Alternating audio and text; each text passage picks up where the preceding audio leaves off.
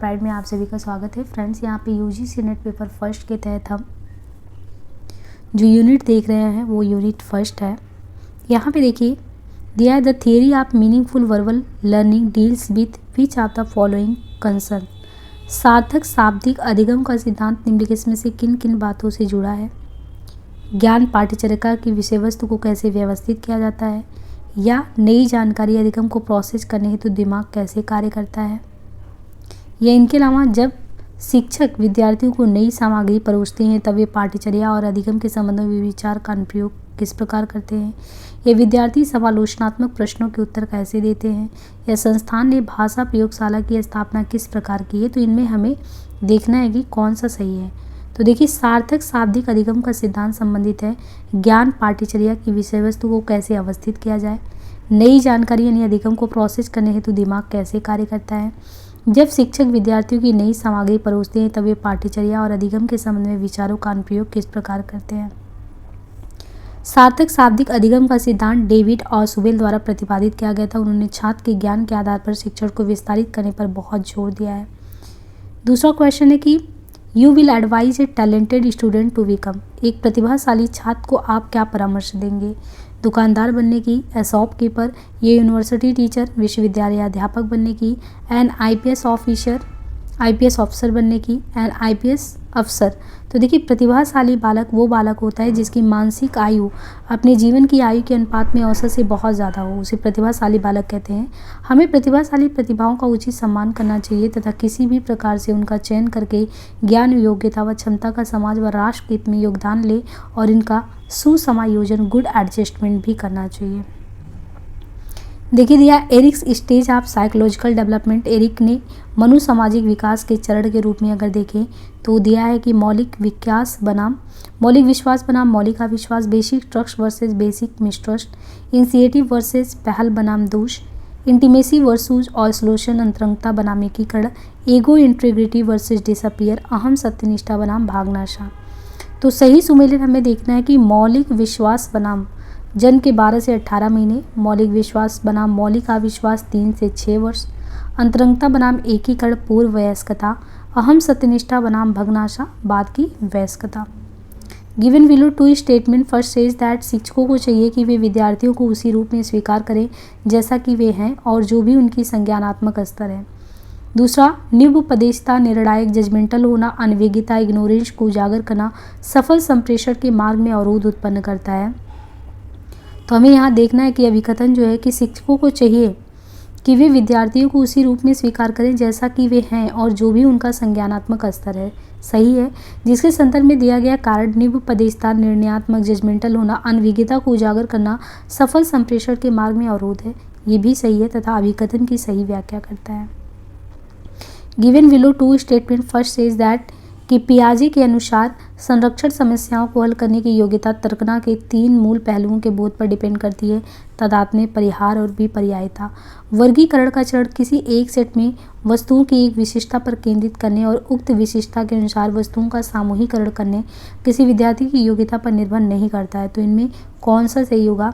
तो देखिए, यहाँ पे पियाजे के अनुसार बौद्धिक विकास की 4 मुख्य अवस्था होती है। यह अवस्था क्रमबद्ध होती है तथा प्रत्येक अवस्था में बालक समायोजन एवं अनुकूलन करने का व्यवहार सीखता है। पियाजे के अनुसार बौद्धिक जो विकास की अवस्था है जिसमें संवेदी गामक 0 से 2 साल का, ये सहज क्रियाएं, ध्वनि, स्पर्श, रसों तथा गंधों का अनुभव। पूर्व संक्रियात्मक अवस्था 2 से 7 साल का, अनुकरणशीलता, अंतः प्रज्ञा कला, अहं केंद्रित, जोड़ घटाना, संख्या का प्रयोग करना सीखता है। मूर्त संक्रियात्मक ये 7 से 12, संख्या बोध, वर्गीकरण, क्रमानुसार व्यवस्था, पारस्परिक संबंध, सतर्कता सीखना। अमूर्त व्यवस्था ये 12 से अधिक का है, तार्किक चिंतन, समस्या समाधान और परिकल्पनात्मक बोध। अतः कथन 1 और 2 दोनों ही, कथन 1 तो सत्य, कथन 2 असत्य, क्योंकि वर्गीकरण का चरण किसी एक सेट में वस्तुओं की विशिष्टता पर केंद्रित करने और उक्त विशिष्टता के अनुसार वस्तुओं का समूहीकरण करना किसी विद्यार्थी की योग्यता पर डिपेंड करता है। एरिक्सन साइकोलॉजिकल जो उनका डेवलपमेंट है, intimacy versus isolation, ego integrity versus disappear, generativity and stagnation, identity versus confusion. देखिए, एरिक्सन मनोसामाजिक विकास के सिद्धांत के अकॉर्डिंग अगर देखा जाए तो घनिष्ठता बनाम एकाकीपन, अहम सत्यनिष्ठा बनाम भग्नाशा, जननात्मकता बनाम गतिहीनता, अस्मिता बनाम भ्रांति। तो यहाँ पे हमें क्रमशः जो है इन्हें सुमेलित करना है।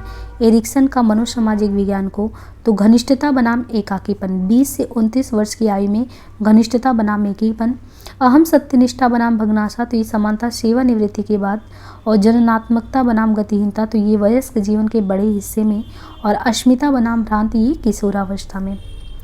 2 स्टेटमेंट दिए गए हैं। पहला कहता है कि व्यक्तिगत क्षमताएं निर्धारित करती हैं कि हम अपना प्रबंधन कैसे करते हैं, सामाजिक क्षमताएं निर्धारित करती हैं कि हम संबंध कैसे निभाते हैं। तो दोनों में से हमें सही कथन को देखना, उपरोक्त दिए गए दोनों कथन में से सही क्या है। तो व्यक्तिगत दक्षता स्वयं का प्रबंधन निर्धारित करती है तथा सामाजिक दक्षता समाज के संबंधों को समझने में मदद करती है। लिस्ट 1 को 2 से सुमेलित करना है। मॉडलिटीज ऑफ टीचिंग, शिक्षण प्रणालियाँ, इंस्ट्रक्शन यानी अनुदेशन, ट्रेनिंग प्रशिक्षण, कंडीशनिंग अनुबंधन, इंट्रो डॉक्ट्रिन, तो मतारोपण, यहाँ पे हमें क्रमशः इन्हें सुमेलित करना है। तो यहाँ देखिए जो शिक्षण प्रणाली में अनुदेशन है वो विद्यार्थियों और शिक्षकों के बीच विचारों का सक्रिय आदान प्रदान, प्रशिक्षण में शिक्षक द्वारा संचालित अनुशासित अभ्यास होता है, अनुबंधन में शिक्षक से विद्यार्थियों को विचारों की सहचारी प्रस्तुति, मतारोपण क्या होता है, ये विद्यार्थियों पर शिक्षक के विचारों का एक तरफा आरोपण मतारोपण कहलाता है। शिक्षक के व्यावसायिक विकास एवं अधिगम हेतु उपलब्ध संसाधनों के प्रकार में सम्मिलित क्या है, व्यावसायिक साहित्य, व्यावसायिक समितियां, सहकर्मी, व्यावसायिक विकासात्मक क्रियाकलाप। तो यहाँ पे हम क्रमशः देखें तो शिक्षक के व्यावसायिक विकास एवं अधिगम हेतु उपलब्ध संसाधनों के प्रकार में सम्मिलित है व्यावसायिक साहित्य, व्यावसायिक समितियां, सहकर्मी, व्यावसायिक विकासात्मक क्रियाकलाप।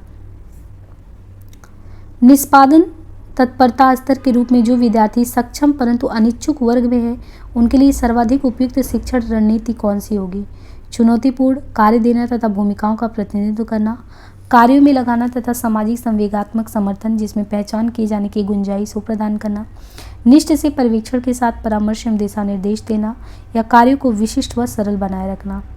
तो यहाँ पे देखिए कि छात्रों को सिखाने के लिए शिक्षक द्वारा विभिन्न रणनीति का प्रयोग किया जाता है, जैसे निष्पादन तत्परता के रूप में जो विद्यार्थी सक्षम परंतु अनिच्छुक वर्ग में है उनके लिए उसे कार्यों में लगाना तथा सामाजिक संवेगात्मक समर्थन जिसमें पहचान दिए जाने की गुंजाइश को प्रदान करना सर्वाधिक उपयुक्त शिक्षण रणनीति होगी।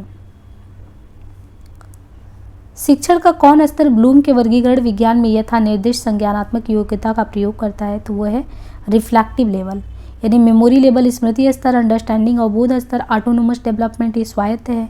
तो यहाँ पे होगा रिफ्लेक्टिव लेवल।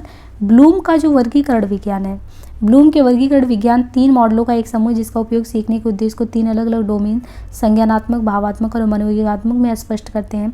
शिक्षण का जो विमर्शीय स्तर है वो ब्लूम के वर्गीकरण विज्ञान में यथा निर्दिष्ट संज्ञानात्मक योग्यता का प्रयोग करता है।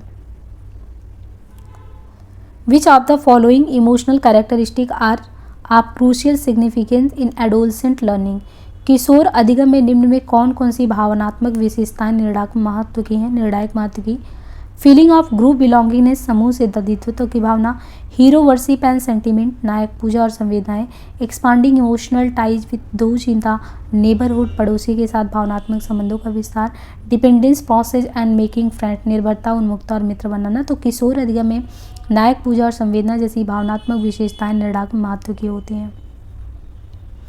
एक विद्यार्थी को औपचारिक रूप से विहित विषय के अध्ययन में अवधारणाएं और सिद्धांतों के अवबोध, विश्लेषण और व्याख्या में कठिनाई होती है।